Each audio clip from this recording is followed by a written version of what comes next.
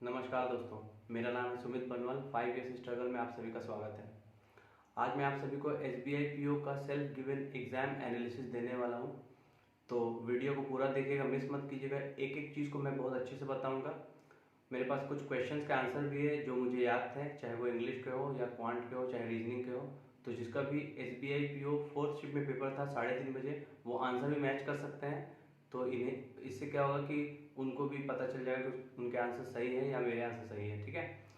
अच्छा, वीडियो को स्टार्ट करने से पहले अगर आपको वीडियो अच्छा लगे तो उसे लाइक कीजिएगा, शेयर कीजिएगा और सब्सक्राइब करना मत भूलिएगा, क्योंकि आगे आने वाले एग्जाम्स, चाहे वो IPS PO हो, IPS क्लर्क हो या SBI PO के बचे हुए शिफ्ट हो, सब के रिव्यू मैं आपको दूंगा। क्योंकि मेरे कुछ फ्रेंड्स भी हैं जिनको पेपर अटेम्प्ट करना है कल या 27 को। ठीक है। देखिए, रिव्यू देने में थोड़ा लेट हो गया क्योंकि मेरा जो सेंटर था वो घर से लगभग 150 किलोमीटर दूर था। तो मैं अभी 12 बजे रात में 11:50 में रात में उतरा हूँ, अभी रूम आया हूँ और रिकॉर्ड कर रहा हूँ अभी लगभग 12:30 बजे, ताकि आपको एनालिसिस मिल सके और पेपर को कैसे अटेम्प्ट करना है वो भी मैं आपको बताऊँगा। गुड अटेम्प्ट क्या है वो भी मैं आपको बताऊँगा। तो सारी चीज़ें बताऊँगा, तो वीडियो में बने रहिए और वीडियो को पूरा देखिए। तो देखिए, मेरा पेपर 3:30 बजे था और जो सीक्वेंस था पेपर का वो कुछ ऐसा था कि पहले इंग्लिश का सेक्शन था, उसके बाद क्वांट था और सबसे लास्ट में रीजनिंग था। ठीक है।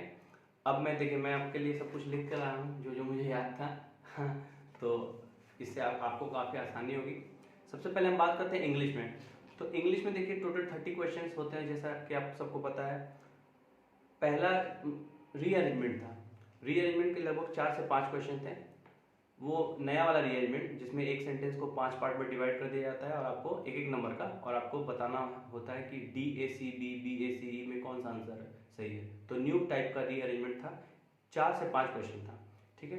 उसके बाद था close test. Close test total कितने क्वेश्चन थे? 7 क्वेश्चन थे। ठीक है।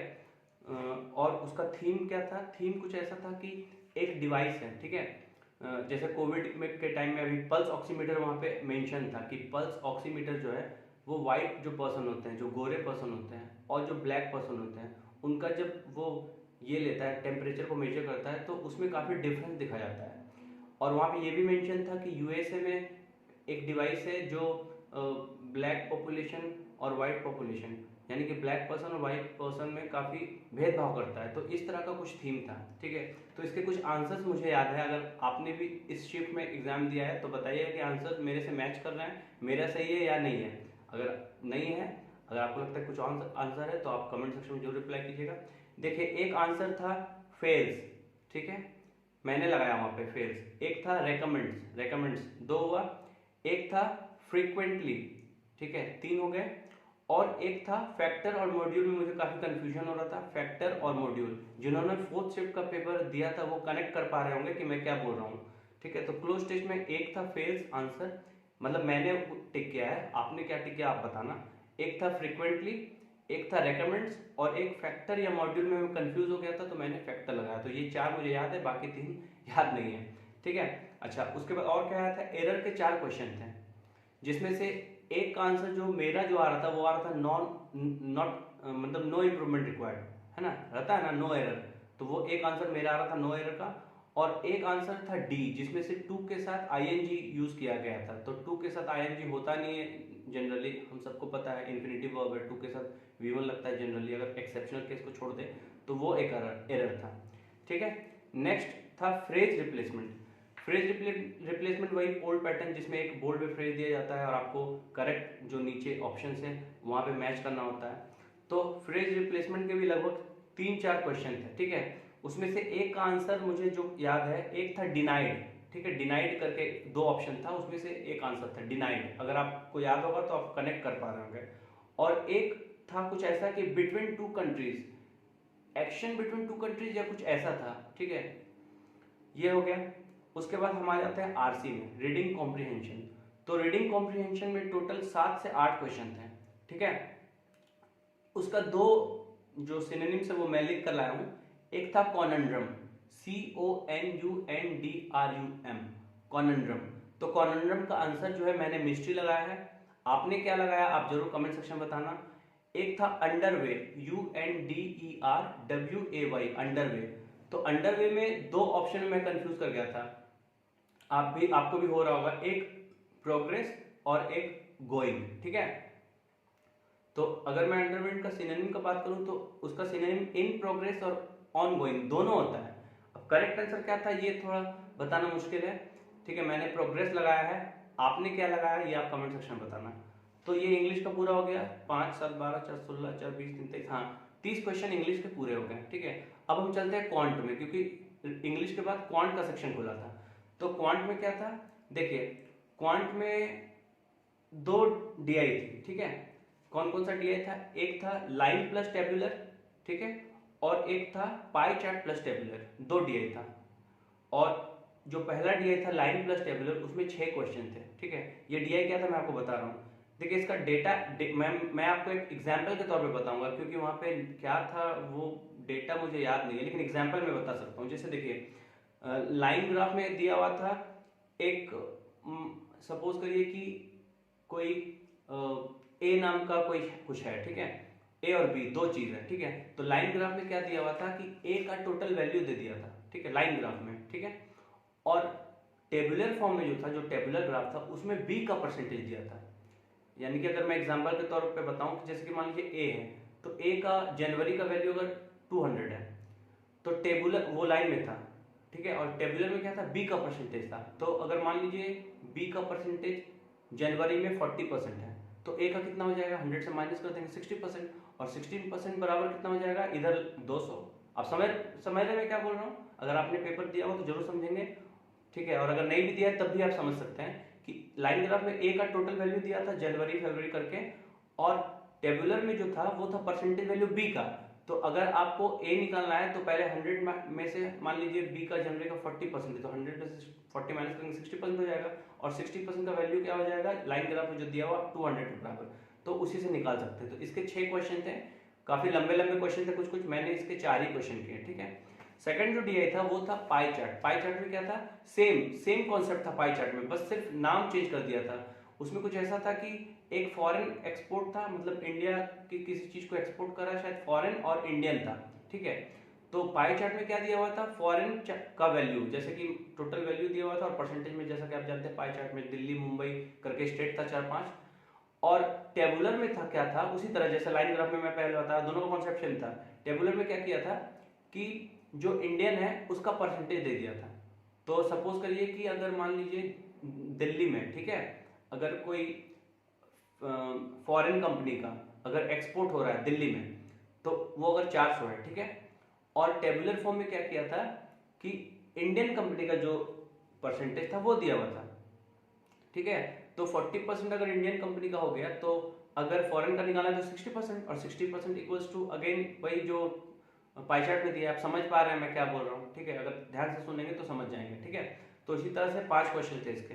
तो इसके एक्चुअली हुआ क्या कि मैं डेटा में खो गया, मतलब थोड़ा अप्रोच थोड़ा गलत हो गया था मेरा, तो आंसर ठीक से आ नहीं पा रहा था। तो इसके मैंने 2 ही क्वेश्चन किए, ठीक है।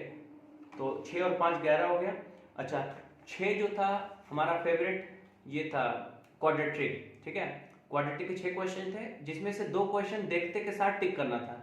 क्यों, क्योंकि देखिए हम लोग को पता है कि अगर मान लीजिए क्वेश्चन है x square minus 3x minus 6, y square minus 5y minus 4, तो अगर दोनों जगह पे माइनस माइनस बीच में भी लास्ट में भी होता है, तो हम लोग क्या करते हैं, सीधा लगाते हैं नो रिलेशन। तो ऐसे 2 क्वेश्चन थे, एक क्वेश्चन का आंसर करने में 5 सेकंड लग रहा था, ठीक है। तो क्वाड्रेटिक में टोटल 6 क्वेश्चन थे, जिसमें से 3 क्वेश्चन का आंसर नो रिलेशन आ रहा था, मेरा वही आया, और एक आ रहा था y greater than equal to x, एक का था x greater than equal to y। इस तरह से 6 क्वेश्चन थे, ठीक है। 6 अप्रोक्स क्वेश्चन थे, तो टोटल कितने हो गए, 6, एक डीआई, दूसरा डीआई 5 11, 6 अप्रोक्सीमेशन 17, 6 थे आपके क्वाड्रेटिक 23, और बच गया 12, तो वो अरिथमेटिक थे। अरिथमेटिक का क्वेश्चन मैंने देखा नहीं, हालांकि बहुत सारे लोग बोल रहे थे कि अरिथमेटिक क्वेश्चन काफी इजी था, लेकिन मैंने देखा नहीं, मैंने डीआई बनाया और बाकी बनाने में टाइम लग गया, ठीक है। उसके बाद मैथ्स हो गया। अब हम चलते हैं रीजनिंग में, ठीक है। रीजनिंग में क्या क्या था, तो रीजनिंग में 4 पजल थे, ठीक है।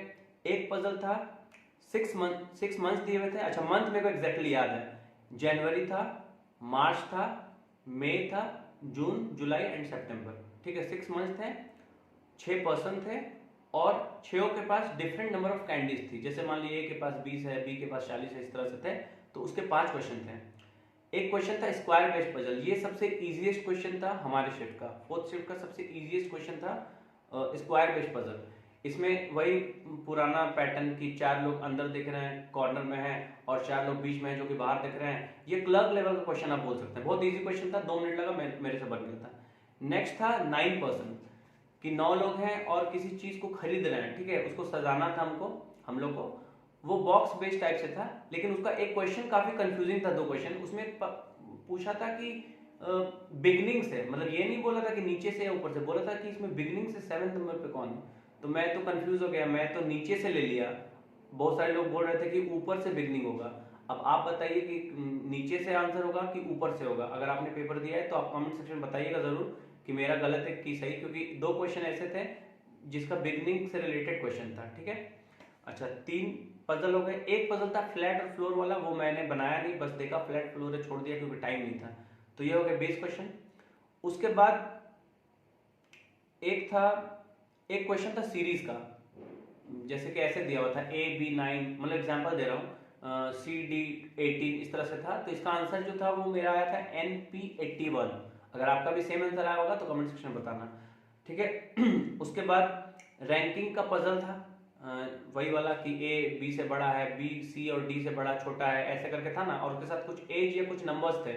उसका आंसर मुझे याद है, मैं आपको बता दे रहा हूँ, अगर आपका आंसर भी यही है तो बताइएगा।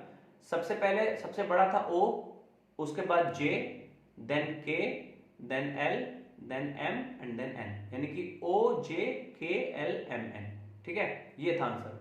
अच्छा, ब्लड रिलेशन के 3 क्वेश्चन थे जो कि मैंने देखा, मुझे थोड़ा लेंथी लगा तो मैं छोड़ दिया। उसके बाद बैकवर्ड फॉरवर्ड से एक क्वेश्चन था। एक फेवरेट क्वेश्चन हमारा चाइनीज कोडिंग डिकोडिंग था, ठीक है, ये 5 क्वेश्चन था, ये मैंने बनाया। तो इस तरह से मेरे जो अटेम्प्ट रहे इंग्लिश में थे 27, रीजनिंग में मेरे अटेम्प्ट थे 24 और क्वांट में थे 18, ठीक है। तो टोटल अटेम्प्ट मेरे कितने हैं, 69 अटेम्प्ट किया मैंने। अच्छा, एक चीज मुझे आपसे पूछना था कि ये जो दूसरा डीआई था पाई चार्ट का, उसमें एक में मेरा आंसर 25 आया था, आप बताना मुझे सही है या नहीं। 25 आंसर था वो पाई चार्ट वाले डीआई में, और एक में आंसर था 145 जिसमें एवरेज निकालना था। 145 एंड 25%, अब बताना मुझे कमेंट सेक्शन में कि मेरा आंसर सही है कि नहीं, ठीक है। तो ये रहा ओवरऑल रिव्यू। अच्छा, आरसी का थीम बता रहा हूँ, आरसी का थीम क्या था। आरसी का थीम कुछ ऐसा था कि कुछ सर्वे हुआ था अभी हाल फिलहाल में, ठीक है, उसमें पाया गया कि अर्बनाइजेशन बहुत तेजी से बढ़ रहा है, लोग फार्मिंग एक्टिविटीज को छोड़ के नॉन फार्मिंग एक्टिविटीज बिजनेस में जा रहे हैं, क्योंकि फार्मिंग में थोड़ा सा इनकम कम होता है, उस तरह से आउटपुट, मेहनत बहुत ज्यादा, इनपुट काफी ज्यादा और आउटपुट कम है। तो इसी बेस पे पूरा आरसी था, ठीक है। तो इसमें मैंने आपको 2 जो सिनोनिम्स है वो बता दिए। एक फिल इन द ब्लैंक्स था, फिल इन द ब्लैंक्स में कुछ ऐसा था कि टू अर्न था, मतलब जो सेंटेंस का था फिल इन द ब्लैंक से पहले टू अर्न लिखा हुआ था और उसके बाद 3 क्वेश्चन था, मतलब स्टेटमेंट में 3 थे, A B C, मैंने B लगाया था आंसर। B में कुछ ऐसा था कि नॉन फार्मिंग वाले ज्यादा कमाते हैं फार्मिंग से, कुछ ऐसा था, इसको आंसर किया था मैंने, ठीक है। तो ये रहा हमारा ओवरऑल रिव्यू, ठीक है। काफी लेट हो गया मुझे पता है, अभी मैं जब वीडियो बना रहा हूँ तो 1 बज रहा है, लेकिन मैंने सोचा कि आपको रिव्यू दे दूं ताकि आने वाले एग्जाम में आप बेहतर कर पाए, आइडिया हो कि कितना अच्छा अटेम्प्ट रहेगा, गुड अटेम्प्ट। अच्छा, गुड अटेम्प्ट बता दे रहा हूँ, देखिए बहुत सारे चैनल वाले बोल रहे हैं, मैं किसी की मतलब निंदा नहीं कर रहा हूँ या किसी को के बारे में कुछ खराब नहीं बोल रहा हूँ, लेकिन मैं प्रैक्टिकल हूँ, ठीक है, प्रैक्टिकली मैं बता रहा हूँ कि बहुत सारे बोल रहे हैं कि 50+ अटेम्प्ट भी है तो गुड अटेम्प्ट है, लेकिन मुझे नहीं लगता, क्योंकि पिछले बार अगर मैं बात करूँ एसबीआई पीओ का तो कट ऑफ जो वो 58.75 गया था, पिछले बार का बात कर रहा हूँ, मैं आपको डिमोटिवेट नहीं कर रहा हूँ, I want you to be practical, मैं चाहता हूँ कि आप प्रैक्टिकल रहें, ठीक है। 58.75 गया था, पेपर का लेवल भी कुछ ऐसा ही था, ठीक है। तो अगर आपके अटेम्प्ट 55+ है विद गुड एक्यूरेसी, ठीक है, अगर 60 से नीचे है और 55+ है तब आपकी एक्यूरेसी 95% से ज्यादा होनी चाहिए, ये बात आप याद रखिएगा। अगर आपके अटेम्प्ट 55 से 60 के बीच है तो आपकी एक्यूरेसी 95% से ऊपर होनी चाहिए, और अगर आपने 60 से 65 अटेम्प्ट किया है, मतलब मैं बोल सकता हूँ कि 55 से लेके 70 तक गुड अटेम्प्ट है। वैसे तो बनाने वाले 75 भी बना रहे हैं, ठीक है, हमारे देश में टैलेंट की कमी नहीं है, क्योंकि आपने एसबीआई क्लर्क में देखा था बहुत सारे लोग बोल रहे थे 80 जाएगा, 85 जाएगा, 75 जाएगा, लेकिन हुआ क्या, जस्ट ऑपोजिट, 95 कट ऑफ चला गया, 90 चला गया। जितना रिव्यू दे रहा था सब कोई दे रहे थे, सब कोई यूट्यूब में, उससे 5 नंबर 8 नंबर ज्यादा चला गया, इसलिए। और एसबीआई पीओ में कंपटीशन काफी ज्यादा होता है, आपको पता है। हाँ, ये मुझे पता है कि पिछले बार 2000 सीट था, इस बार 2056 है, 56 सीट बढ़ा है, लेकिन उससे कोई फर्क नहीं पड़ता ज्यादा।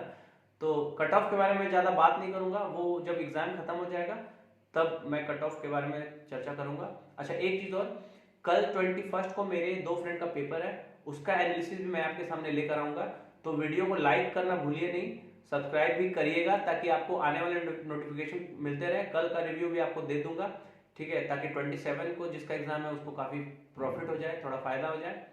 अच्छा, पेपर को अटेम्प्ट करने का अप्रोच मैं आपको बता दे रहा हूँ। देखिए, इंग्लिश में तो ठीक है, इंग्लिश में आपको आरसी पहले नहीं बनाना है, ठीक है, पहले आपको एरर वगैरह पैराजम। अच्छा, इंग्लिश में मैं शायद मिस कर गया कुछ, इंग्लिश में एक मैच द कॉलम भी आया था, वो मैं भूल गया, सॉरी। ठीक है, इंग्लिश में मैच द कॉलम आया था, मतलब लेफ्ट साइड में क्या नाम है, 3 वर्ड सेंटेंस दिए थे, राइट साइड में 3 सेंटेंस दिए थे और आपको मैच करना था। उसमें से एक आंसर जो था वो था AECF और BD, कुछ ऐसे ही आंसर था, 3 आंसर थे, मतलब एक ऑप्शन में 3 थे, AFCD इस तरह से कुछ था आंसर, आपका भी आया होगा शायद। अच्छा, अप्रोच कैसे करना है, देखिए इंग्लिश में आपको पहले आरसी नहीं बनाना, आरसी को छोड़ के बाकी सब बना लेना है जल्दी जल्दी से। उसके बाद आपको आरसी में दिमाग लगाना है और उसमें सिनोनिम एंटोनिम पहले बनाना है, ठीक है। अगर मैं क्वांट की बात करूं तो क्वांट में सबसे पहले आपको ढूंढना है, ठीक है। देखिए 2 DI आएगा तो कम से कम 1 DI आपको बनाना है किसी भी कीमत पे। अब दोनों DI में आपको देखना होगा कि कौन सा DI आपके लिए ईजी है, ठीक है, जो आप कर सकते हैं। 1 DI आपको पूरा करना होगा, ठीक है। उसके बाद आपको अरिथमेटिक शुरू में नहीं बनाना है, चाहे कितना भी इजी क्यों ना हो, ठीक है। उसके बदले आप पहले क्वाड्रेटिक ढूंढिएगा, सीरीज ढूंढिएगा, अप्रोक्सीमेशन या सिंप्लीफिकेशन, ये ढूंढिएगा। अगर ये दोनों DI, सिंप्लीफिकेशन, अप्रोक्सीमेशन या फिर क्वाड्रेटिक और सीरीज, जैसे क्वाड्रेटिक, सिंप्लीफिकेशन, अप्रोक्सीमेशन या फिर सीरीज, ये तीनों 15 मार्क्स के होते हैं, जिसमें से 10 मार्क्स जनरली आते हैं। तो पहले आपको DI बनाना है, DI या फिर ये दोनों में से कोई, मतलब तीनों में से DI, सिंप्लीफिकेशन, अप्रोक्सीमेशन या फिर क्वाड्रेटिक और सीरीज, ये तीनों में से पहले आपको जो मैंने वही सब बनाइएगा, ठीक है। तो ये हो गया, उसके बाद आप कुछ देखिएगा, अगर दोनों DI बना पाए तो काफी अच्छा है। उसके बाद मैं बात करता हूँ रीजनिंग का। तो रीजनिंग में देखिए पजल नहीं बनाना है पहले आपको, ठीक है। पजल जब भी बनाएंगे तो पहले लेंथ देख लीजिएगा, पजल का लेंथ क्या है, और 20 सेकंड पढ़ने में जरूर टाइम दीजिएगा, ठीक है। ये मैं अप्रोच लगाता हूँ तो मुझे अच्छा लगता है। पहले 20-25 सेकंड आप टाइम दीजिएगा पढ़ के कि सेंटेंस कनेक्ट हो रहे कि नहीं, उसके बाद ही पजल बनाइएगा, नहीं तो फिर बड़ा प्रॉब्लम हो जाएगा, अगर फंस गए तो कॉन्फिडेंस खराब हो जाएगा, ठीक है। तो रीजनिंग में पहले पजल नहीं बनाना है। अगर बहुत इजी पजल हो गया, जैसे स्क्वायर बेस पजल या फिर मान लीजिए 8 लोग नॉट देख रहे हैं, उस तरह का पजल हो गया तो बना लेना है, नहीं तो पजल को आपको बाद में बनाना है, मिडल पार्ट में, लास्ट में नहीं। लास्ट में इसलिए नहीं बनाना है क्योंकि अगर लास्ट में बनाएंगे तो कभी कभी होता क्या है कि पजल पूरा बन जाता है और जैसे ही आंसर मार्क करने का टाइम आता है तो टाइम खत्म। लास्ट में हमेशा आपको वो क्वेश्चन करने चाहिए जो 1-1 नंबर के होते हैं, छोटे छोटे क्वेश्चन, जैसे डायरेक्शन का क्वेश्चन हो गया 3 क्वेश्चन, 1 नंबर का कोई बैकवर्ड फॉरवर्ड वाला हो गया, इस तरह क्वेश्चन, ठीक है। तो चलिए आज का रिव्यू यहीं पे खत्म करते हैं। आई होप कि आपको रिव्यू काफी अच्छा लगा और एक एक चीज को मैंने बहुत अच्छे से समझाया है, आपके लिए सब कुछ लिख के लाया था।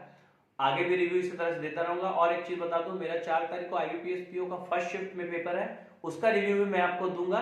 तो चैनल को प्लीज सब्सक्राइब कर दीजिएगा, ठीक है, लाइक भी कर दीजिएगा और अपने दोस्तों के साथ शेयर कीजिएगा। इस चैनल पे आपको 5 वर्ड मीनिंग भी मैं बताता हूँ, अभी तो एग्जाम का टाइम इसलिए अभी छोड़ दिया हूँ, लेकिन फिर कुछ दिन में स्टार्ट करूंगा डेली 5 वर्ड मीनिंग, क्योंकि word meaning plays an important role as you know, ठीक है। तो चलिए यहीं पे सेशन को समाप्त करते हैं। वीडियो थोड़ा लंबा हो गया लेकिन पूरा सुनिएगा, ठीक है, क्योंकि ये 20 मिनट आपके लिए हो सकता है फायदेमंद हो।